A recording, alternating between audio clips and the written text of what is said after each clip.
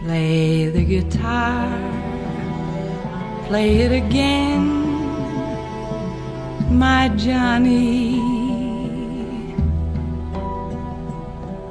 Maybe you're cold, but you're so warm inside.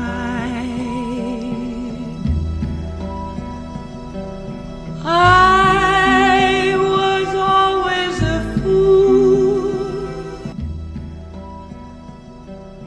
I was always a fool for my Johnny, for the one they call Johnny. Buenas noches y bienvenidos un lunes más a la hora de los clásicos. Hoy vamos a emitir la película Ha nacido una estrella, rodada en el año 1954 por George Cukor. Todo comienza en el año 1932, cuando el propio George Cukor dirige la película Hollywood al desnudo. Pues bien, esta película ha sido objeto de 4 remakes, ni más ni menos. El primero fue en el año 1937, protagonizado por la actriz Janet Gaynor y por el actor Frederick March. El segundo de 1954 y es la película que hoy vamos a presenciar, con Judy Garland y James Mason en los principales papeles. El tercer remake se rodó en el año 1976 con Kris Kristofferson y Barbra Streisand en los papeles protagonistas, y el último es del año 2018 con Lady Gaga y Bradley Cooper. Aunque parezca extraño, he de reconocer que las 4 películas son más que notables. Sobre todo me supuso una gran sorpresa el último remake por la gran interpretación que a mi juicio hizo Lady Gaga. No obstante, para mí, la mejor película de las 4 es la que hoy vamos a emitir. Primero, porque me parece la mejor, y segundo, porque trabaja Judy Garland, una de mis actrices favoritas. En un primer momento, cuando la Warner decide afrontar el proyecto de llevar al cine nuevamente Ha nacido una estrella, A Star is Born, eligen como director a George Cukor, primero porque ya había dirigido la película original, Hollywood al desnudo, y segundo porque era un director de actrices, y es indudable que la película gira en torno al personaje que interpreta Judy Garland. A la hora de elegir al actor protagonista, en un primer momento se contactó con Humphrey Bogart y con Marlon Brando, pero ambos declinaron la posibilidad de participar en esta película, si bien parece ser que fue Marlon Brando quien recomendó a James Mason, con el que había trabajado en la película Julio César. James Mason acepta el papel y realiza una magnífica interpretación, para muchos su mejor interpretación.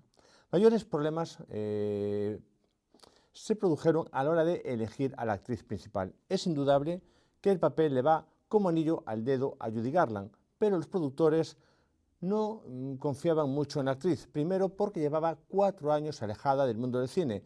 Segundo, porque había demostrado que era una persona anímicamente inestable. Y tercero, porque ya en el pasado había complicado algunos rodajes, como por ejemplo la película El pirata de Vincent Minnelli.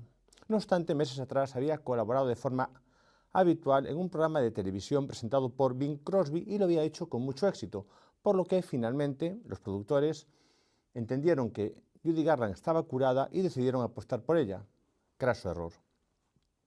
El rodaje fue un auténtico martirio, debido fundamentalmente al estado de salud de Judy Garland, que sufría continuos ataques de ansiedad y llevaba muy mal la presión, lo que provocó que recayese en el excesivo consumo de alcohol y barbitúricos. Incluso hubo que suspender el rodaje durante varias semanas para que Judy Garland se recuperase.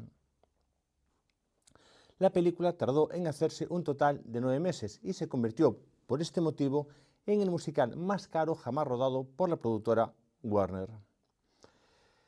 Y lo que es peor, una vez que la película está terminada, los productores se encuentran con que dura 3 horas. Esto es malo. ¿Por qué? Primero, porque la gente, si es una película larga, le cuesta más ir al cine. Y segundo, porque cuanto más larga es una película, menos pases ofrece y menos ingresos reporta. Y los productores habían invertido muchísimo dinero en esta película, más de 6 millones de dólares, por lo que cogieron la tijera y cortaron la película. Le quitaron aproximadamente 30 minutos de metraje. Aquellos que llegaron a ver la película íntegra consideran que el cortarla fue una herejía, puesto que le quita continuidad a la película. Sin embargo, la película se estrena y es un gran éxito, tanto de público como de crítica. Ahora bien, que la película fuese un éxito de público no quiere decir que reportase beneficios, puesto que, como ya les he comentado, fue una película muy cara, por lo que los productores prácticamente se limitaron a recuperar lo que habían invertido. En cuanto a la crítica, sobre todo aplaudió la gran interpretación tanto de Judy Garland como de James Mason. Además, la película tenía el atractivo de ser la primera película que la Warner rueda con el sistema CinemaScope. ¿Qué es el CinemaScope? Y les explico desde mi ignorancia. El CinemaScope es un sistema que al grabar comprime y al reproducir expande, dando una sensación panorámica de la película. Como ya les he dicho, la película resultó un gran éxito y obtuvo 6 nominaciones al Oscar. Cuando llega el día de la entrega de las estatuillas, ya James Mason y Judy Garland habían recibido el Globo de Oro al mejor actor y a la mejor actriz. De hecho, Judy Garland era la gran favorita para recibir el Oscar.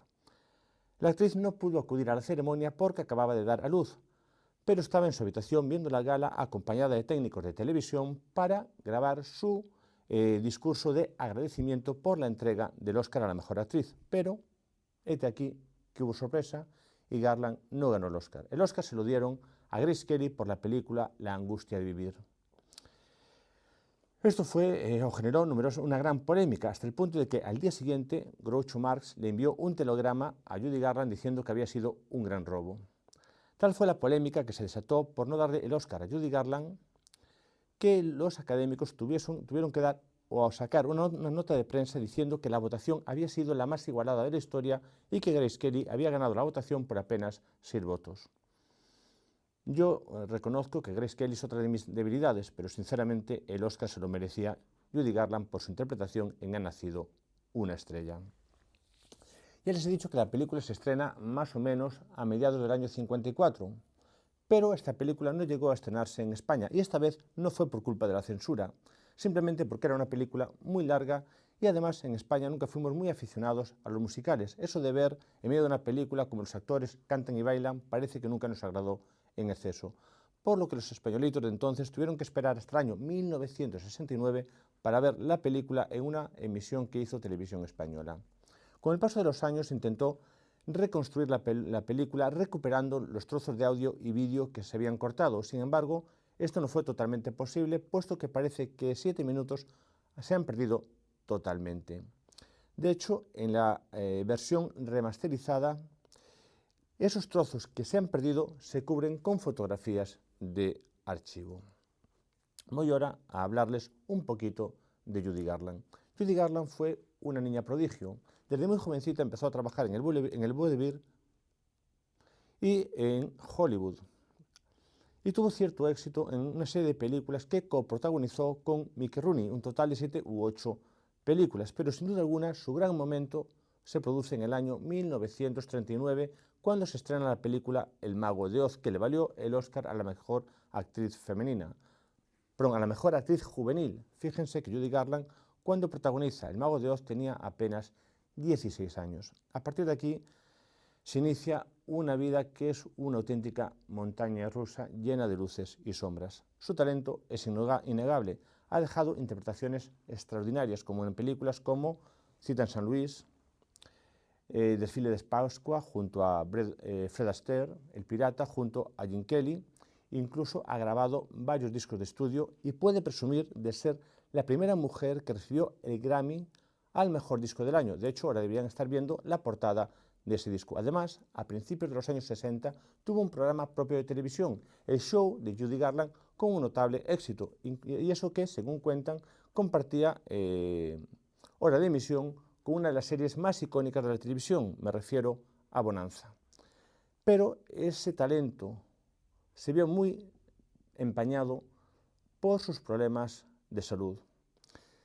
Desde muy pequeñita mostró una baja autoestima de su persona, una tendencia a la depresión, a no soportar la presión, lo que llevó finalmente a tener una gran adicción por los barbitúricos y por el alcohol, lo que a su vez generó, primero, 2 intentos de suicidio, segundo, 2 abortos, tercero, numerosos ingresos en centros hospitalarios y psiquiátricos para curar esas depresiones y esas adicciones. Incluso durante el rodaje de la película El Pirata hubo que suspender dicho rodaje para que ella fuese ingresada. Incluso estas adicciones perjudicaron notablemente su carrera profesional y hubo películas en las que ella estaba contratada y que con la producción ya iniciada y los ensayos ya iniciados hubo que sustituirla por otras actrices. Por ejemplo, fue elegida para protagonizar la película La Reina del Oeste. Había grabado íntegramente la banda sonora, había grabado escenas musicales, pero su deterioro físico y su mal estado de salud llevó a la productora a sustituirla por la actriz Betty Gable. Lo mismo ocurrió, por ejemplo, con la película Vuelve a mí, donde fue sustituida por Ginger Rogers. Judy Garland había tenido un enorme éxito protagonizando con Fred Astaire la película Desfile de Pascua, por lo que la Metro-Goldwyn-Mayer decidió juntarlos de nuevo en la película Bodas Reales. Pero Judy Garland no aparecía a los ensayos y cuando aparecía no estaba en condiciones de trabajar, por lo que finalmente fue sustituida por Jude Allison. Lo mismo ocurrió con la película El Valle de las Muñecas, donde fue sustituida por Susan Hayward. Su muerte fue como su vida de película. Falleció con apenas 47 años de edad a consecuencia de una sobredosis, si bien la versión oficial es que fue una muerte accidental. Ella siempre culpó de sus adicciones a los mandamases de la Metro-Goldwyn-Mayer, que según decía la obligaban a tomar anfetaminas para aguantar las largas jornadas de rodaje y para que por la noche pudiese dormir mejor. Piensen que hubo épocas en las que llegó a rodar 3 películas al año. Mickey Rooney, su compañero de aquella época, niega que los responsables de la Metro-Goldwyn-Mayer les obligasen a tomar barbitúricos. Sea o no verdad, desde aquí, gloria eterna a Judy Garland, y siempre nos quedarán sus magníficas interpretaciones y sus magníficas canciones. Para aquellos de ustedes que no la conozcan, de verdad, escuchen algunos de sus discos y verán qué maravillosa voz tenía Judy Garland. Hasta aquí mi introducción de hoy. Les espero el próximo lunes porque vamos a tener aquí a una pareja irrepetible, a una pareja absolutamente inigualable, John Ford y John Wayne. La semana próxima tendremos una misión de audaces. Buenas noches, disfruten de la película, sean buenos y disfruten de lo que queda del verano.